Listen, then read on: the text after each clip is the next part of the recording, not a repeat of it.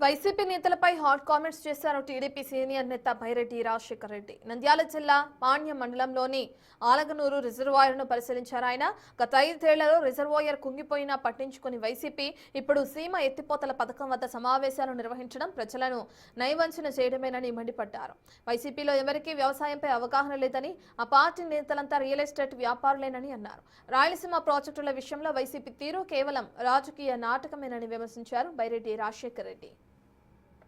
ఒకటే నేను తెలియజేసేది, ఈరోజు మీరు నిర్వాకం 5 సంవత్సరాల్లో రాయలసీమ పేరు చెప్పుకొని బతికారు, లూటీ చేశారు డబ్బులను.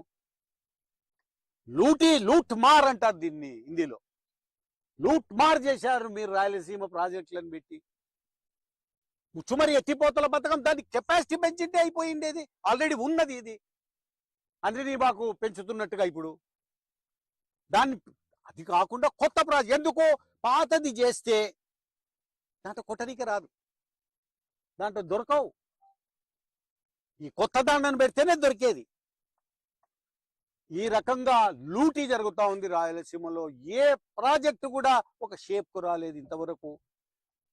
రాయలసీమ ఎత్తిపోతల పథకం ఎంతవరకు వచ్చింది? స్టాప్ అయినది ఎప్పుడు?